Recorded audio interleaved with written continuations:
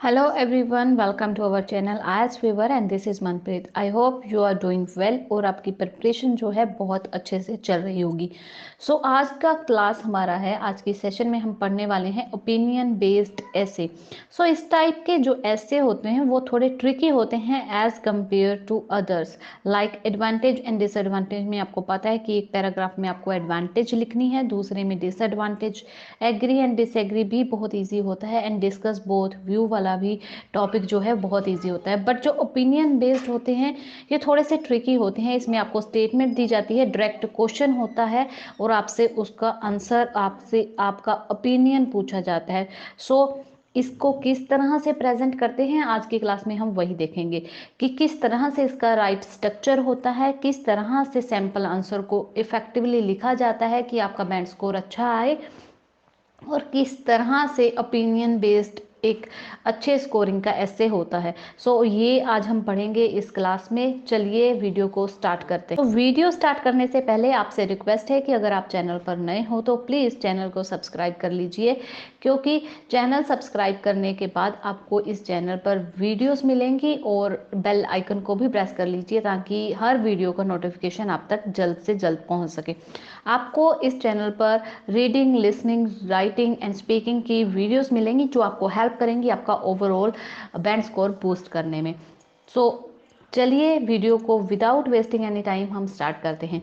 सबसे पहले जो स्क्रीन पे आपको शो हो रहा है ये है हमारा क्वेश्चन स्टेटमेंट। अगर बात करें क्वेश्चन स्टेटमेंट की तो क्वेश्चन स्टेटमेंट कुछ इस तरह से है। Most high level jobs are done by men, should the government should encourage a certain percentage of these jobs to be reserved for women। कहते हैं कि ज़्यादातर हाई लेवल जॉब्स जो कि हैं वो किसके द्वारा की जाती हैं? मैन के द्वारा की जाती हैं। Mostly high level jobs done by man, should government encourage a certain percentage of this job reserved for women. कि ज़्यादातर जॉब्स जो हैं हाई लेवल की वो मैन के द्वारा की जाती हैं, यानी कि मेल के द्वारा की जाती हैं, क्या वुमेन के लिए वो रिजर्व करनी चाहिए। ये है आपका टॉपिक और आपको इस पे लिखना है, आपको अपना ओपिनियन देना है। उन्होंने यहाँ पर आपसे आपका ओपिनियन पूछा है। ये है आपका ओपिनियन बेस्ड ऐसे। चलिए स्टार्ट करते हैं। सबसे पहले आपको पता है कि इंट्रो किस तरह से लिखी जाती है। आपको देनी होती है सबसे पहले जनरल स्टेटमेंट, ठीक है। उसके बाद आपको करना होता है पैराफ्रेजिंग, जो आपको स्टेटमेंट दी गई है। उसके बाद आप क्या करते हो? आप करते हो थीसिस स्टेटमेंट, यानी कि आपका डायरेक्ट आंसर। इसी तरह से हम लिखेंगे इंट्रोडक्शन। चलिए स्टार्ट करते हैं। इंट्रोडक्शन की अगर बात की जाए तो यहाँ पर देखिए हम इंट्रोडक्शन लिख रहे हैं। Since the beginning of 20th century, कि 20th सेंचुरी स्टार्ट होने से पहले women have fought for equal right and opportunity in society. Womens जो थी वो इक्वल राइट के लिए और अपनी अपॉर्चुनिटीज के लिए सोसाइटी में बहुत ज़्यादा फाइट करती थी। एज अ रिजल्ट, इसके रिजल्ट से क्या हुआ? In many countries these days women make up 50% of workforce. इसका रिजल्ट क्या निकला कि आज के टाइम में क्या है कि वुमेन को 50% वर्कफोर्स में आने का हक मिल गया है। हाउएवर, जबकि it is still a fact that high positions such as CEO jobs are still dominated by men। ये होगी हमारी पैराफ्रेजिंग। हमने यहाँ पर पैराफ्रेजिंग कर दी है कि high position, high level jobs था, हमने लिख दिया हाई पोजीशन जॉब्स। एग्जाम्पल के तौर पे जिस तरह की CEO की जॉब है वो स्टिल डोमिनेटेड बाय मैन, यानी कि मैन के द्वारा, मेल पर्सन के द्वारा ही की जाती है। इट इज इररिफ्यूटेबल दैट, अब हम क्या कर रहे हैं? अपना ओपिनियन दे रहे हैं, थीसिस दे रहे हैं। जो आपको क्वेश्चन पूछा था कि शुड क्या रिजर्व करनी चाहिए, उसका हम आंसर दे रहे हैं। It is irrefutable that women should be given more opportunities to hold high level jobs since they are equally talented.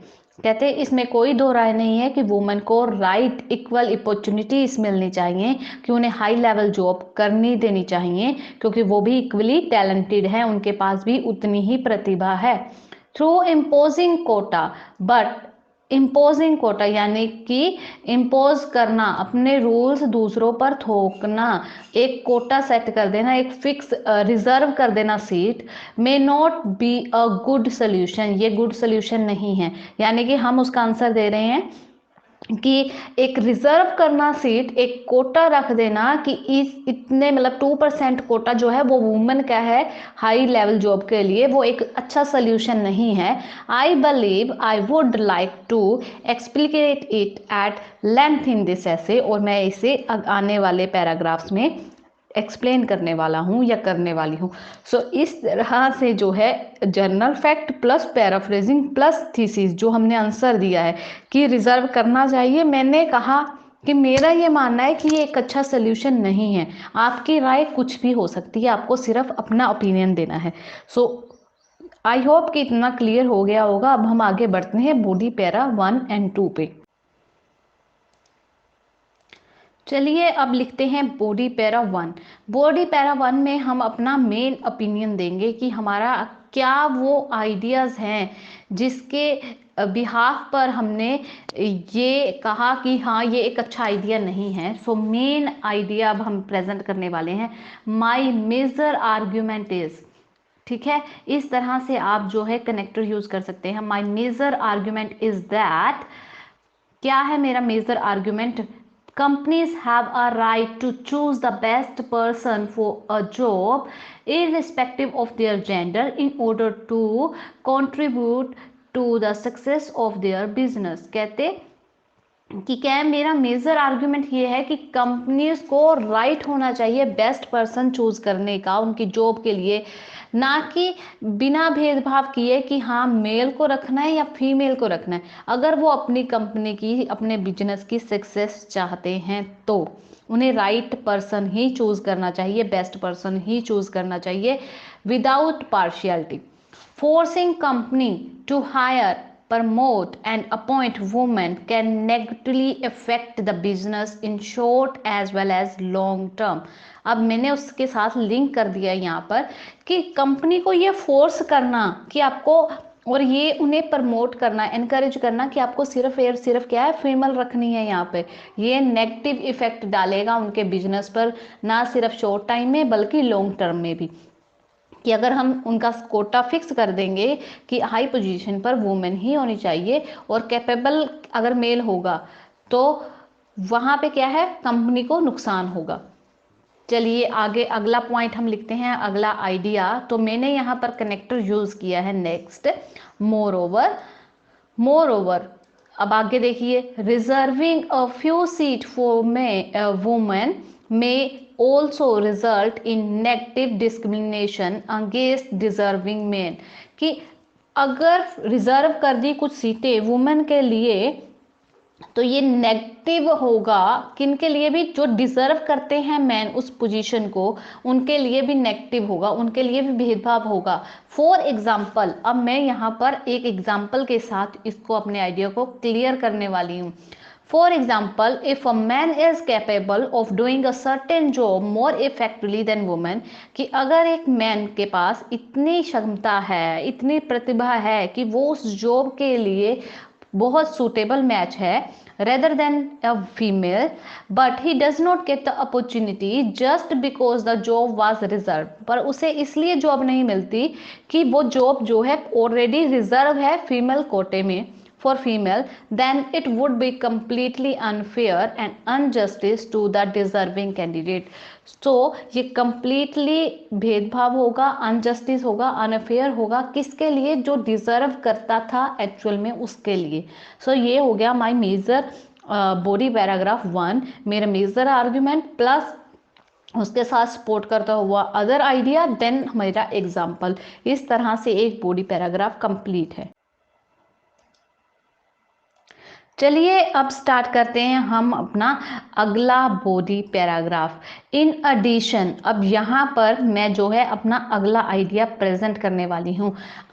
In addition, it has been seen that imposing rules have not always had that desired result। ये भी देखा गया है कि rule थोपने से हमेशा अच्छे रिजल्ट नहीं मिलते। in places where males and females were supposed to receive the same pay for same job।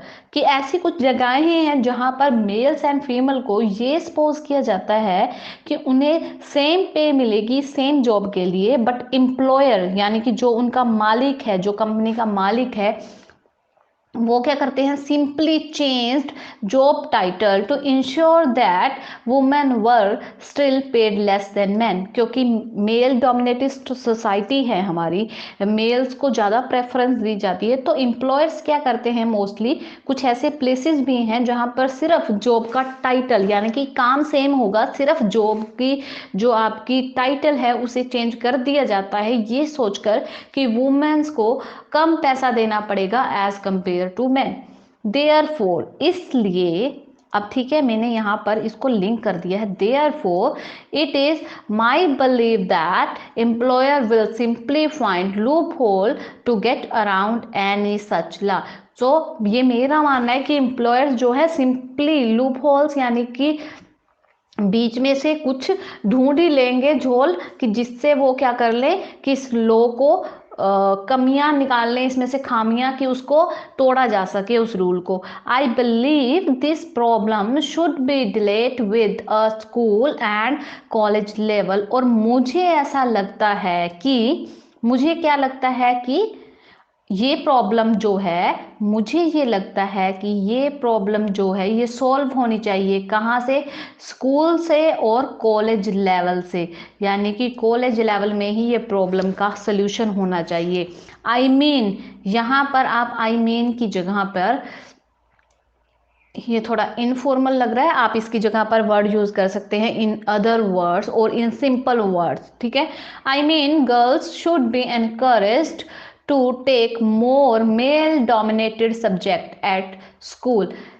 मेरा मानना ये है कि ये प्रॉब्लम स्कूल लेवल पे और कॉलेज लेवल पर ही सॉल्व होनी चाहिए। अगर सिंपल भाषा में बात की जाए तो गर्ल्स को एनकरेज करना चाहिए कि वो ज़्यादा से ज़्यादा मेल डोमिनेटेड सब्जेक्ट स्कूल में लें एंड लेटर एट यूनिवर्सिटी, और बाद में यूनिवर्सिटीज़ में।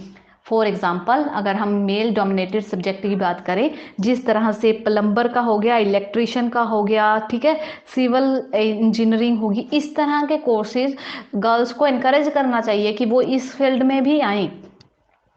अब यहाँ पर अगला कनेक्टर मैंने यूज किया है moreover girls and boys need to taught equally from an early age. दोनों को सिखाना चाहिए उनकी अर्ली एज से। This education can take place in school and in home. So ये एजुकेशन उन्हें शुरू से ही मिलनी चाहिए, कहाँ से, स्कूल से और उनके घर से भी। घर में भी नहीं लड़का है ये काम कर लेगा, नहीं लड़की है तुझसे नहीं होगा, ये सारी भेदभाव को छोड़ के उन्हें स्कूल लेवल से और उन्हें घर के लेवल से और कॉलेज लेवल में ही इतना ट्रेंड करना चाहिए कि वो इक्वली हैं और इक्वली उनका राइट है। सो ये हो गया हमारा body para 1 and body para 2। अब बात आती है कंक्लूजन की। तो कंक्लूजन में आपको पता है कि आपको कंक्लूडिंग स्टेटमेंट देनी है, उसके बाद अपना ओपिनियन जो है वो आपको रीस्टेट करना है। चलिए लिखते हैं। चलिए बात रह गई अब कंक्लूजन की। आपका एंडिंग जो है वो अच्छी होनी चाहिए, इंप्रेसिव होनी चाहिए। कंक्लूजन में आपको कंक्लूडिंग स्टेटमेंट देनी है, सबको पता है, उसके बाद आपको ओपिनियन देना है। तो सबसे पहले हमने लिखा to put it in a nutshell I pen down saying that, इसकी जगह पर आप simply to conclude भी लिख सकते हैं। compelling companies to allocate job to women is not the best way to address this imbalance। ठीक है, कंपनी को, अब आपने एक चीज का नोट किया कि हमने कहीं पर वहां पर लिखा था कंपनी को फोर्स करना, इम्पोज करना। अब मैंने यहाँ पर वर्ड चेंज किया है कंपेलिंग। सो इस तरह से आपको जब सैंपल मिलता है, जब आप रीड आउट करते हो सैंपल को, तो उसमें से जो सिनोनिम्स होते हैं, जो वर्ड्स रिपीट नहीं हो रहे हैं, उनको आप अपनी नोटबुक में नोट डाउन कर लिया करो, ताकि आपको अगले आने वाले एसेस लिखने में थोड़ा इजी हो जाए और आपका बैंड स्कोर जो है इम्प्रूव हो जाए। तो चलिए कंक्लूजन के साथ मैंने ये लिखा कि कंपेलिंग कंपनीज को ये कंपेल करना, ये फोर्स करना कि वो एलोकेट जॉब जो है वो फिक्स कर दें कुछ जॉब का हिस्सा वुमेन के लिए, बेस्ट सोल्यूशन नहीं है। ठीक है, rather it is a question of education.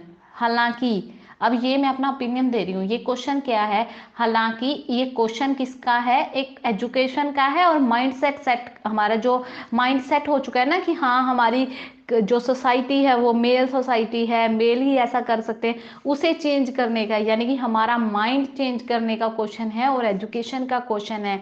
So that those who deserve to be at the top, so जो डिजर्व होंगे वो टॉप पे आए, शुड बी अपॉइंटेड फेयरली और अप्रोप्रिएटली, यानी कि उन्हें ही जो डिजर्व है, चाहे वो मेल है चाहे वो फीमेल है, उन्हें ही अपॉइंट करना चाहिए फेयरली, यानी कि बिना किसी भेदभाव के, और अप्रोप्रिएटली बिना किसी सिफारिश के। ठीक है, नो डाउट्स, इसमें कोई डाउट नहीं है, women ought to get an equal amount of opportunity, इसमें कोई डाउट नहीं है कि वुमेन को मिलना चाहिए इक्वल राइट और equal amount of opportunity, but the criteria should be talent, criteria जो है वो टैलेंट के बेस पे होना चाहिए रेदर देन जेंडर, जेंडर के बेस पे नहीं होना चाहिए। सो ये था आज का सैंपल जिसमें हमने देखा कि किस तरह से एक सैंपल आंसर लिखा जाता है। आई होप कि आज की वीडियो आपके लिए इंफॉर्मेटिव रही होगी। सो वीडियो को एंड तक देखने के लिए आपका थैंक यू, और वीडियो अगर आपको इंफॉर्मेटिव लगी हो तो प्लीज़ लाइक एंड शेयर जरूर कर दीजिएगा। सी यू इन नेक्स्ट वीडियो, और नेक्स्ट क्लास में हम डिस्कस करेंगे कोई अदर टास्क जिससे आपको हेल्प मिलेगी आपका ओवरऑल बैंड स्कोर इम्प्रूव करने में। Thank you very much.